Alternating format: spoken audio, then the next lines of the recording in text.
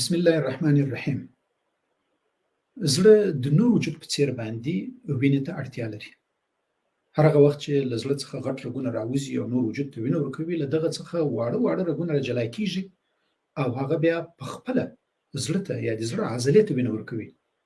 په ځینو انسانانو کې په دغو وړو رګونو کې دننه د غوړو یا غوړینې طبقې جوړېږي. دغه طبقې په ډېر اساني باندې ماتېږي.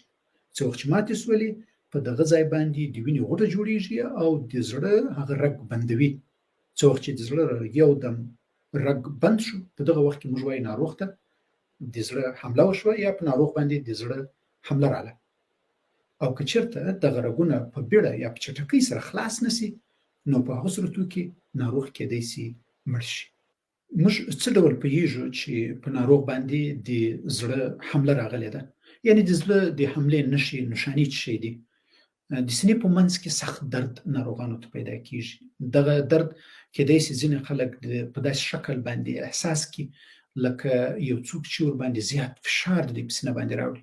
د مثال په ډول باندې دغه سینه د چا په پړي باندې وتړل شي او دوه کسان یا یو کس یوې خواته او بل کس یې بلې خواته کش کړي.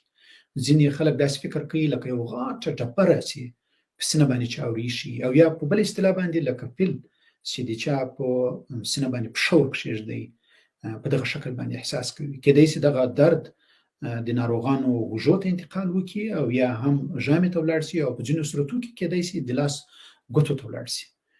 له هغه سره په څنګ کې په ناروغ باندې خولې راځي، د مخ رنګ یې الوځي، خړوبره ښکارېږي، او په ځینو وختو کې امکان لري ناروغ استفراق وکړي او کانګې وکړي.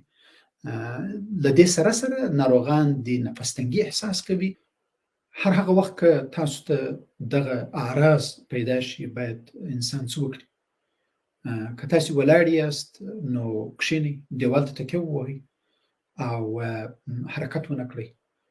که امبولانس ته لاسرسی لرئ نو په چټکۍ سره په بیړه باندې امبولانس ته زنګ ووهئ، او که امبولانس ته لاسرسی نه لرئ نو که همسایه که بل هر څوک چې په موټر کې مو تر روغتونه پورې ورسوي په بیړه سره. او که اسپرین ته لاسرسی لرئ او یا اسپرین یې هغه 300 ملي ګرامه واخلئ، ویږدوئ یا ویژوئ او له هغه څخه وروسته یې تېرې کړئ او په بیړه سره ناروغ تر روغتون پورې ورسوئ. هر هغه وخت چې ناروغ روغتون ته راشي، موږ له دغو ناروغانو سره څه کوو؟ دغه ناروغانو ته په بیړه اکسیجن ورکول کېږي، ناروغ ته د درد درمل لکه مورفین ورکول کېږي، او داسې درمل ناروغ ته ورکول کېږي تر څو هغه د زړه په رګ کې چې غوټه جوړه شوې ده چې هغه نوره هم غټه نه شي لکه اسپرین. او دغه ناروغانو ته د زړه د ضربان د راکمولو لپاره درمل ورکول کېږي چې موږ بیټا بلاکرز ورته وایو. تر ټولو اساسي علاج د دغه ناروغانو د زړه د رګ خلاصول دي، چې دغه د زړه د رګ خلاصول یا د درمل په واسطه باندې چې د وینې هغه غوټه چې د زړه په رګ کې جوړه شوې ده هغه ویلې کړي، د دې په واسطه سره کېږي، او یا هم د انجیوپلاسټي او سټنټ په واسطه باندې کېږي. او په ځینو وختو کې کېدای شي ناروغانو بایپاس ته ضرورت وي. د زړه له حملې او د هغه له اساسي تداوي څخه وروسته ناروغانو ته داسې درمل ورکول کېږي چې تر څو په آینده کې د زړه په رګونو کې د وینې د غوټه کېدو مخه ونیسي، لکه څنګه چې اسپرین دي، او د کولېسترولو د کمولو درمل ورکول کېږي، او د وینې د فشار د راکمولو، او له هغه سره په څنګ کې د زړه د آهسته کولو درمل ورکول کېږي چې موږ ورته بیټا بلاکرز وایو.